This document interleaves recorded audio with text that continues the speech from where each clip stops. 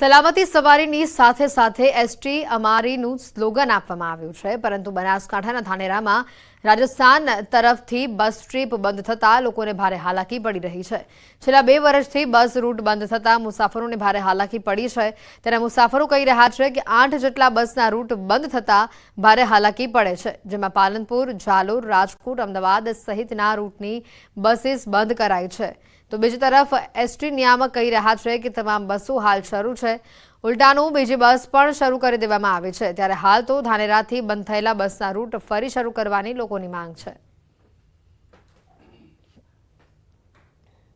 ST નિગમની ધાનેરા ખાતે ચાલતી ટ્રીપો બાબતેના જે સમાચાર પ્રસિદ્ધ થયેલ છે તે સત્યથી વેગળા છે। વધુમાં અમદાવાદ, ભીનમાલ, સુંઢા માતા, સાંચોરની 15 ટ્રીપો, બાડમેરની 3 ટ્રીપો, જોધપુરની આ તમામ સંચાલન હાલમાં ચાલુ છે। રાજસ્થાન જવા માટે તકલીફ પડે એટલે કહીએ પેસેન્જરને બહુ તકલીફ પડી કે બસો જ નથી, જૂના રૂટ હતી ને એ બધી બંધ થઈ ગઈ છે। એના માટે આમ કે સરકાર કે નવી બસો ચાલુ કરી છે, એના માટે જૂની બસો જ બધી બંધ થઈ ગઈ, રૂટ જ બધી બંધ થઈ જાય છે। બહુ મુશ્કેલો પડે છે। આ ગરમીમાં રાજસ્થાનની જો 10 બસો બંધ કરી છે ને એના કરતાં વધારે બસ ચાલુ કરવી જોઈએ। ધાનેરા એક સેન્ટર તાલુકો છે, એના માટે સેન્ટર પર રાજસ્થાન જવા માટે કઈ વ્યવસ્થા નથી। પ્રદેશ પ્રશાસન દ્વારા દમણ બીચ અને અન્ય સુવિધાઓને ચોમેર વિકાસ કરવામાં આવ્યો છે, પરંતુ આપને જાણીને નવાઈ લાગશે કે આ પ્રદેશમાં છેલ્લા 3 વર્ષથી બસ સ્ટેશન જ નથી। નવું બસ સ્ટેન્ડ બનાવવા માટે જૂનું બસ સ્ટેન્ડ છેલ્લા 3 વર્ષથી તોડી પાડવામાં આવ્યું છે, પરંતુ 3 વર્ષ બાદ પણ હજી સુધી નવું બસ સ્ટેશન અહીંયા બન્યું નથી, અને જેના કારણે લોકોને હાલાકી ભોગવવી પડે છે। આવી કાળઝાળ ગરમીમાં પણ લોકોએ સુવિધા વિના બસની રાહ જોવા તડકામાં શ્રીકાવવું પડે છે। સૌથી મોટી વાત તો એ છે કે માથે ચોમાસાના મંડાણ છે, ત્યારે હજી પણ બસ સ્ટેન્ડની કોઈ વ્યવસ્થા કરવામાં આવી નથી। ત્યારે પાલિકા પ્રમુખ કહી રહ્યા છે કે ત્યાં સુધી અહીંયા તાત્કાલિક હંગામી શેડ બનાવવામાં આવે, જેથી પ્રવાસીઓને કોઈ મુશ્કેલી ન પડે। ત્યારે હાલ તો લોકો બસ સ્ટેશનની માંગ કરી રહ્યા છે।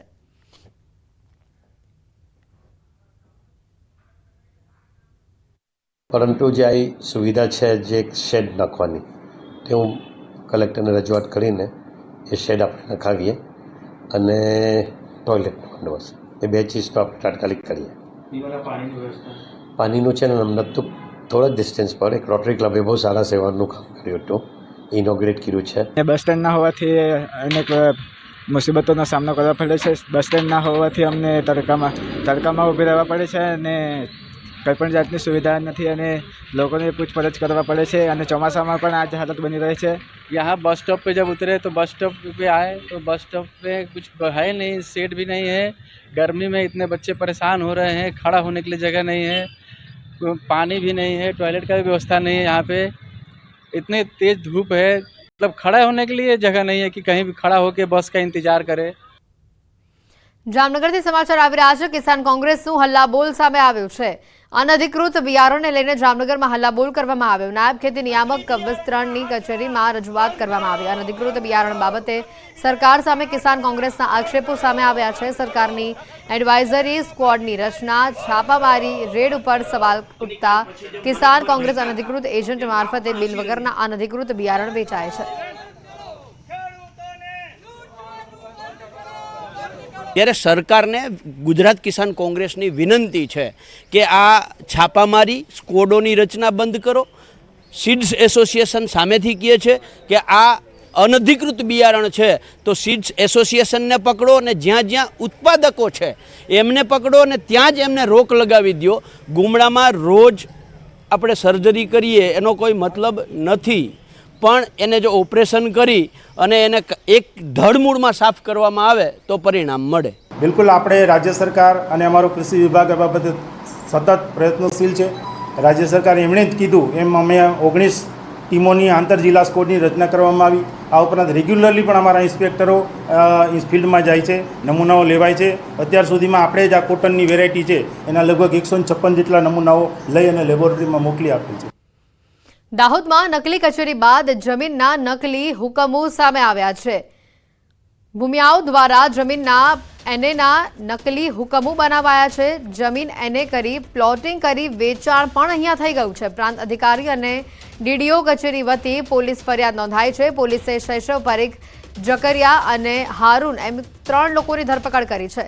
દાહોદ એ ડિવિઝન અને B ડિવિઝન પોલીસ મથક એમ 2 અલગ અલગ ફરિયાદ દાખલ કરાઈ છે। બંને ફરિયાદમાં શૈશવ પરીખ કોમન આરોપી સામે આવ્યો છે. પોલીસ તપાસમાં વધુ નામ બહાર આવવાની શક્યતા છે.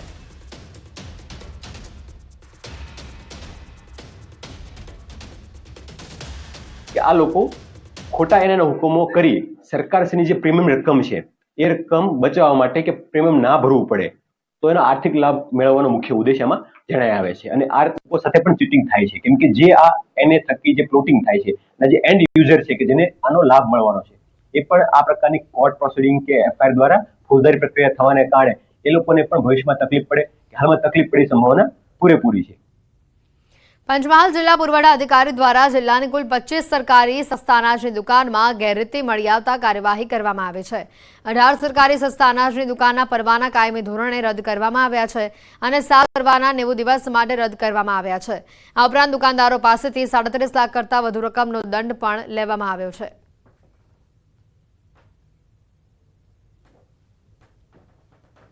અમોએ 18 પરવાનાઓને કાયમી રદ કરવામાં આવેલા છે. 7 પરવાનાને 90 દિવસ માટે સસ્પેન્ડ કરવામાં આવેલા છે. આમ મળીને કુલ 25 પરવાનેદારો સામે કાયદેસરની કાર્યવાહી કરી છે.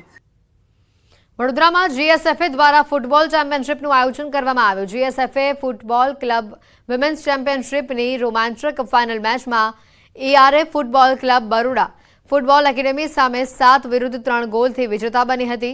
મેચના પ્રથમ હાફમાં એઆરએ દ્વારા એક જ ગોલ થયો હતો અને બરોડા ફૂટબોલ એકેડેમીએ 2 ગોલ કરી લીધા, પરંતુ બીજા હાફમાં એઆરએ ધડાધડ 6 ગોલ ફટકારી દીધા હતા.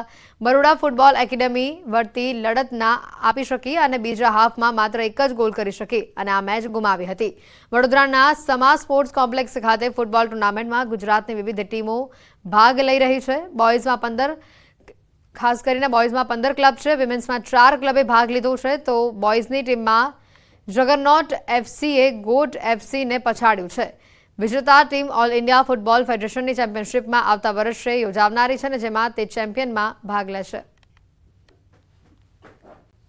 જીએસએફએની ફૂટસલ ક્લબ ચેમ્પિયનશિપ છે, જેમાં ગુજરાત આખાની ક્લબ પાર્ટિસિપેટ કરતી હોય છે અને આમાં બોયઝમાં 15 ટીમે પાર્ટિસિપેટ ક્લબ્સે કર્યું હતું અને વુમન્સમાં 4 ક્લબ્સે પાર્ટિસિપેટ કર્યું હતું. અત્યારના ફાઇનલ મેચ રમાઈ રહ્યો છે, જે જગરનોટ એફસી વર્સિસ ગોટ એફસીનો રમાયેલો છે. આ ટુર્નામેન્ટમાં જે પણ ચેમ્પિયન થાય ટીમ ઓલ ઇન્ડિયા ફૂટબોલ ફેડરેશનની ફૂટસલ ક્લબ ચેમ્પિયનશિપમાં આવતા વર્ષે ભાગ લેશે. ઇવનિંગ રિપોર્ટમાં અત્યારે ફક્ત આટલો જ. રજા આપશો. નમસ્કાર.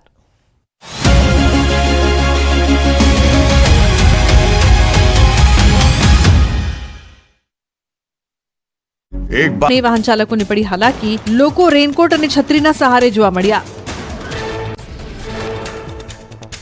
મણિપુરમાં સતત વરસાદના કારણે અનેક નીચાણવાળા વિસ્તારો બેટમાં ફેરવાયા. ઠેર ઠેર પાણી ભરાતા અસરગ્રસ્ત લોકોનું કરાયું રેસ્ક્યુ. રસ્તા પર બોટ વહેતી જોવા મળી. એનડીઆરએફ સહિતની ટીમ દ્વારા પૂરમાં ફસાયેલા લોકોનું રેસ્ક્યુ કરીને સુરક્ષિત સ્થળે ખસેડાયા. મણિપુરના ઇમ્ફાલના રસ્તાઓ નદી બન્યા. ઇમ્ફાલ ખ્વારાઇમ